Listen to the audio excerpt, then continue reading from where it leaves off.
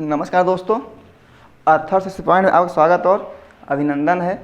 जैसा कि आपने देखा पिछले कक्षाओं में हम क्या पढ़ा आपको, समास पढ़ा रहे थे और समास कितने भेद थे, 6 भेद थे। हम उस 6 में से आपको हम क्या क्या पढ़ा दिए थे,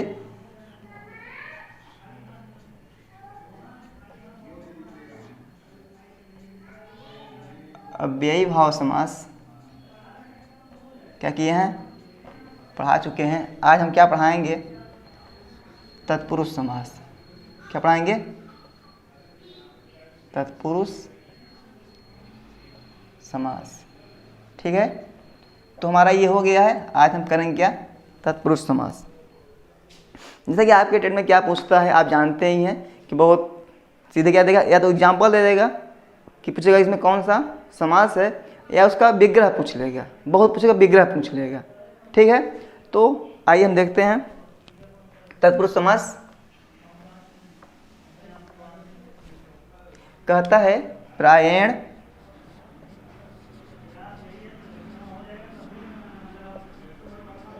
उत्तर पद प्रधान, प्रायेण उत्तर पद प्रधान तत्पुरुष। क्या था, प्रायेण उत्तर पद प्रधान तत्पुरुष। कहता है जब उत्तर पद प्रधान हो, कौन सा पद, जब उत्तर पद प्रधान हो क्या होगा, तत्पुरुष होगा। वैसे तत्पुरुष के बहुत भेद हैं, लेकिन बस आपकी जो काम की चीज़ें दिखा देते हैं। ठीक है, तो तत्पुरुष क्या उदाहरण है जिसे दिखा देते हैं।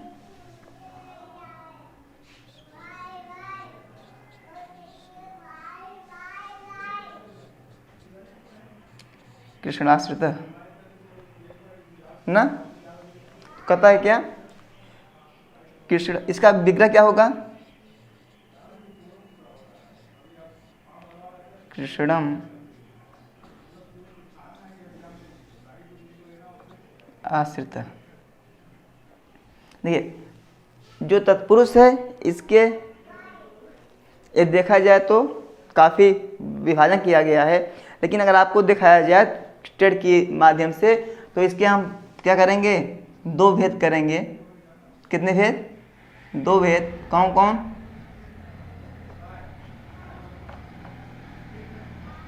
समानाधिकरण और व्यधिकरण। ठीक है, क्या क्या है, समानाधिकरण और व्यधिकरण है। फिर आप जो व्यधिकरण है इसके 6 भेद हो जाते हैं। कितने भेद, 6 भेद। कौन कौन है,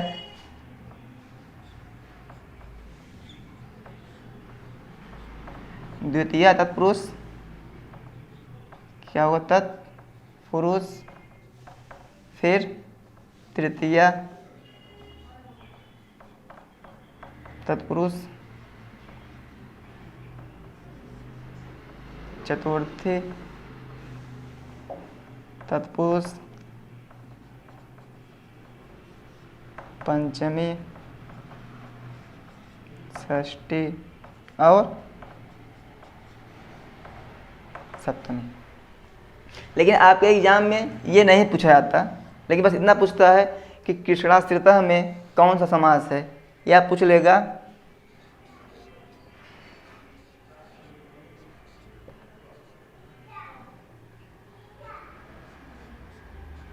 संकुल खंड ना, या क्या करेगा,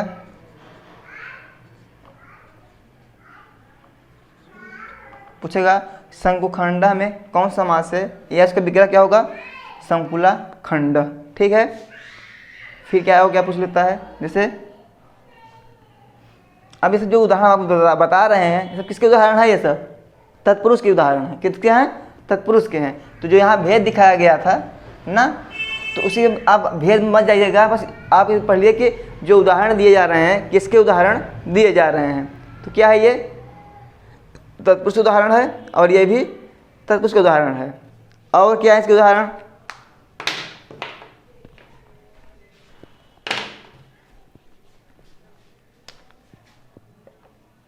एक बहुत प्रसिद्ध है क्या, चल ही नहीं रहे।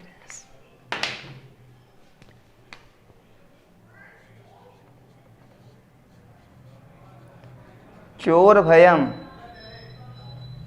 पूछता है चोर भयम कौन सा समास है? क्या बताएंगे आप? तत्पुरुष समास है। क्या बताएंगे? तत्पुरुष समास है। ठीक है। और क्या होता है?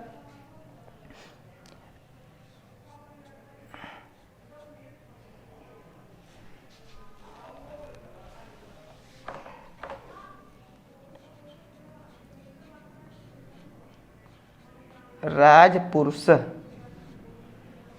कौन समास है? देखिए, कुल मिलाकर बात यह है कि जो तत्पुरुष है उसमें आपको इतना जानना है क्या कि उसका उत्तर पद क्या होता है? प्रधान होता है। जैसे जो खंड है किसका किया गया है? शंकु माने सरौता से किया गया है। जो भय किससे है? चोरों से है। जो आदमी किसका है? राजा का है ना। तो इसका जो उत्तर पद है, यहाँ खंडा हुआ, यहाँ आश्रिता हुआ, यहाँ पुरुषा हुआ, यहाँ भयम हुआ, यही क्या है? इसके प्रधान है। और जब उत्तर पद प्रधान होता है तो वहाँ क्या होता है? तत्पुरुष समास होता है। क्यों? क्योंकि हमें ये जो इसकी परिभाषा है कहती है कि उत्तर पद प्रधान तत्पुरुष समास। तो जब उत्तर पद प्रधान होगा तो क्या होगा? तत्पुरुष समास होगा। और जैसे यहाँ दिया है, राज पूछेगा कि राजपुरुष का विग्रह क्या होगा? क्या पूछेगा? राजपुरुष का विग्रह क्या होगा? तो आप बताएंगे क्या होगा? राज्ञ पुरुष। क्या होगा? राज्ञ पुरुष ना। और चोरभयम क्या होगा? चोराद भयम। बाकी आप अपनी किताबों में जितने उदाहरण दिए हुए हैं आप उस पर एक बार ध्यान दे लेंगे। ठीक है। कोई दिक्कत इसमें? यानी तत्पुरुष समास में क्या है? सीधे बस इतना है कि जिसका उत्तर पर प्रधान होता है क्या होता है? तत्पुरुष होता है ना। और उसके उदाहरण क्या है? तो आप बताएंगे कृष्णाश्रिता है, उसका उदाहरण है शंकुखंड है, चोर भयम है, राजपुरुष है, नख भिन्न है। क्या है? नख भिन्न है ना। तो ये सब क्या है? इसी के ही उदाहरण दिए गए हैं आपको यहाँ पे। ठीक है। क्लियर है? बस यही बताना था। क्या तत्पुरुष जो होता है उसमें क्या होता है? उत्तर पद प्रधान होता है। अब जब यही पूछ सकता है कि जिस पद में उत्तर पद प्रधान होता है उसमें कौन सा समास होता है? आप क्या बताएंगे? कि जिसमें उत्तर पद प्रधान होता है उसमें तत्पुरुष समास होता है। और उसका आप उदाहरण बता ही देंगे। जो यहाँ भेद दिखाया गया है, आपको भेद यहाँ जाने की जरूरत नहीं है, क्योंकि जो व्याकरण के भेद हैं उसके यही सब उदाहरण दिए हुए हैं। ठीक है। चलें आगे।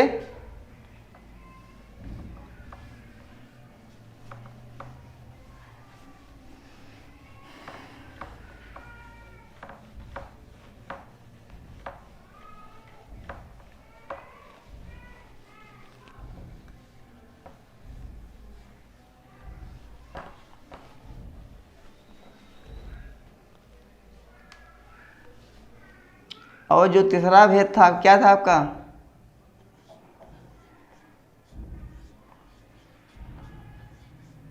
कर्मधारय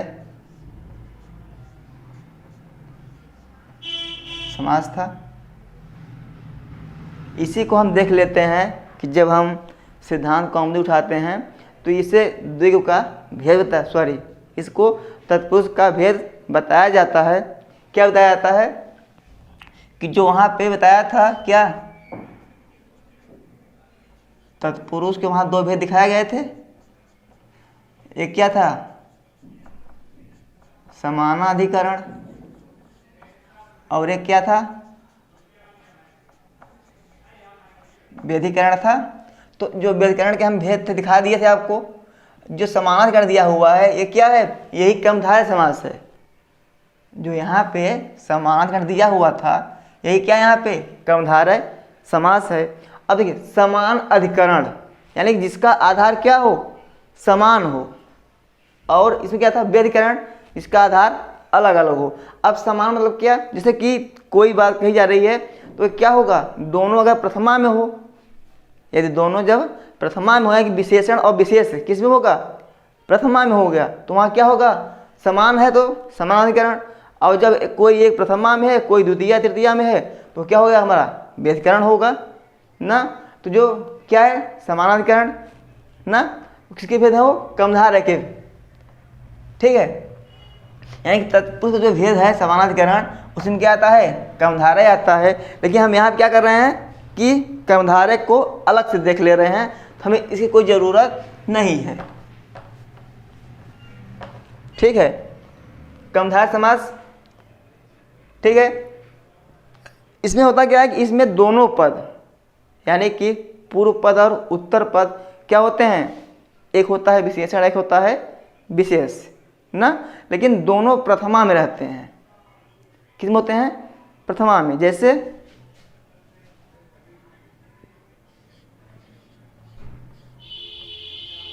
कृष्ण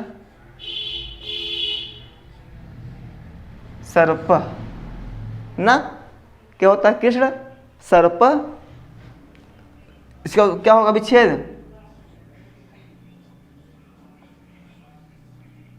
कृष्ण सर्प ना, यानी लौकिक विग्रह क्या बनेगा, कृष्ण सर्प। और क्या है,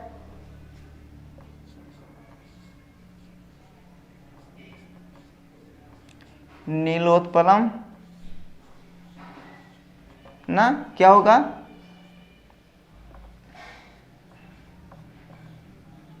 नीलम और उत्पलम।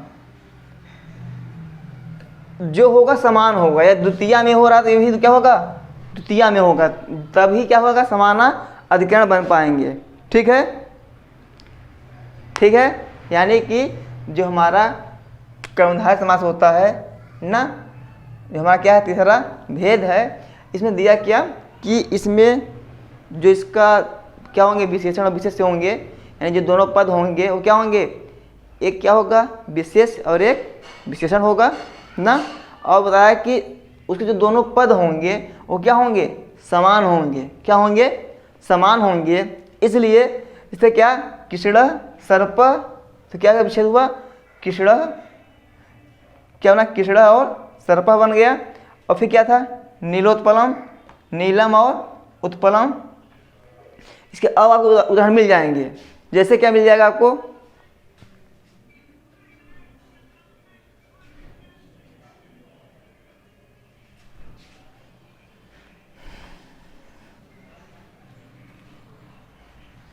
इसके उदाहरण और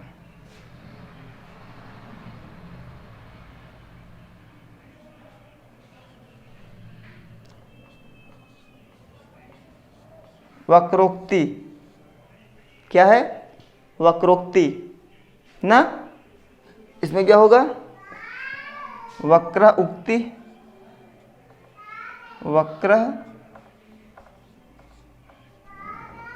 अब इसी प्रकार आप देखेंगे तो आपको कर्मधारय में कई एग्जाम्पल या उदाहरण मिल जाएंगे, ठीक है।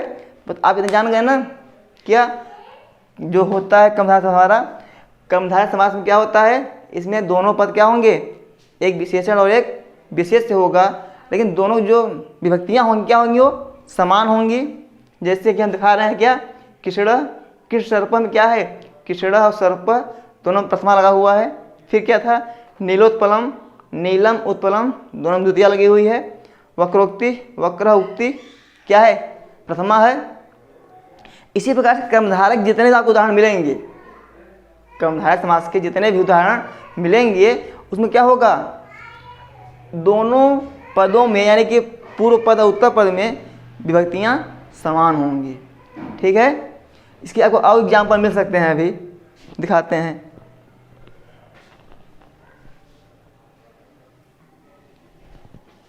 ठीक है, और क्या हो सकता है, रक्त कमलम। जो ये सब उदाहरण किसके हैं, हमारे कर्मधारय समास के। ठीक है, क्या होगा इसका,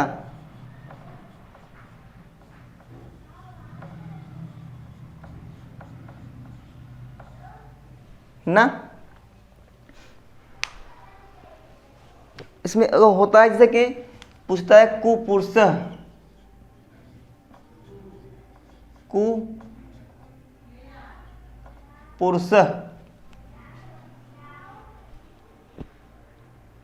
क्या होगा इसका, कुत्सित। जो इसका हमारा विग्रह बने, क्या बनेगा, कुत्सित पुरुष बन जाएगा। यानी कि इस प्रकार से जो हमारा कर्मधारय समास होता है उसमें क्या होता है, जो दोनों पद होंगे, दोनों पद क्या होंगे, एक ही विभक्त के होंगे और एक विशेषण और एक विशेष से होगा। ठीक है, इसमें आपको इसके बहुत ही एग्जाम्पल मिल जाएंगे। ठीक है, क्लियर हो गया ना।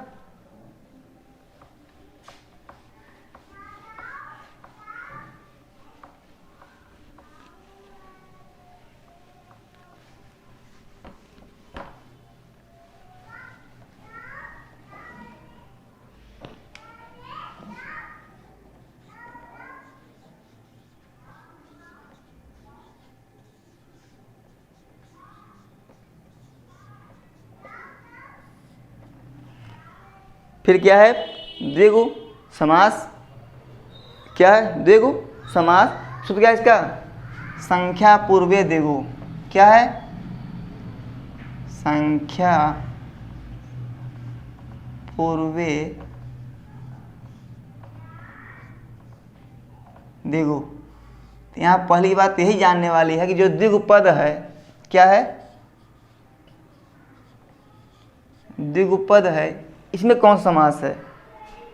जो हमारा द्विगु पद है इसमें कौन सा समास है, तो द्विगु पद में भी क्या है, द्विगु समास है। क्या है, हमारा द्विगु पद में भी क्या है, द्विगु समास है। ठीक है, अब आते हैं इसकी परिभाषा। क्या है, परिभाषा करता है संख्या पूर्वे द्विगु, यानी कि जिसमें संख्या पहले दी हुई हो और उसके बाद क्या हो, कोई संज्ञा दिया हुआ हो, क्या होगा, हमारा द्विगु समास होगा। यानी कि जिसमें पहले क्या हो, संज्ञा हो, संख्या हो, फिर संज्ञा हो, वो क्या होगा, हमारा द्विगु समास होगा। जैसे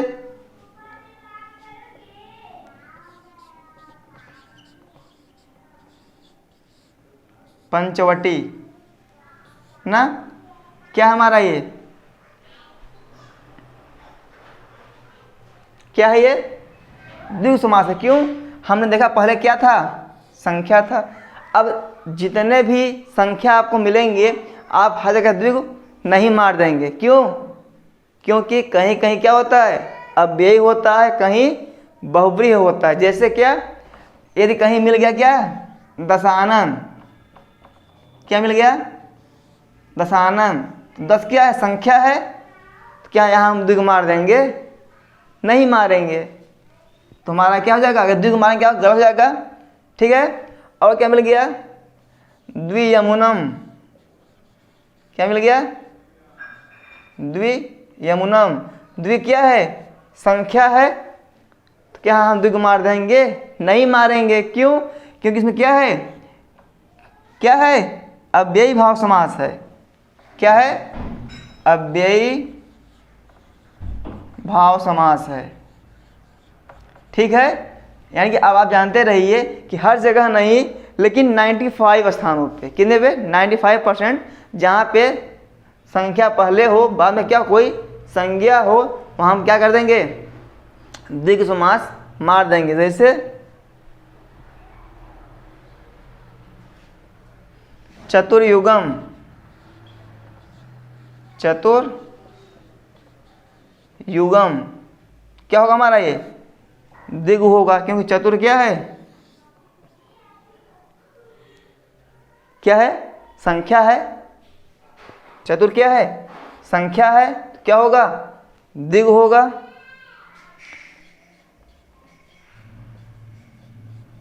पंचमूली, त्रिलोकी। अब देखिए त्रि क्या है? संख्या है, पंच क्या है? संख्या है। अब इसी प्रकार जितने भी मिलेंगे आपको संख्या वाले, ठीक है, वो क्या होंगे? हमारे द्विग होंगे। यानी कि द्विग को पहचानने का बहुत ही आसान तरीका है क्या, कि यदि पहले क्या दिया हुआ हो? कोई संख्या दिया हुआ हो और उसके बाद कोई संज्ञा हो, तो हम क्या बताएंगे? सीधे क्या है वो? द्विगु समास है। ठीक है, बस आज के लिए इतना ही। यानी कि आप कितना आज पढ़ लिए?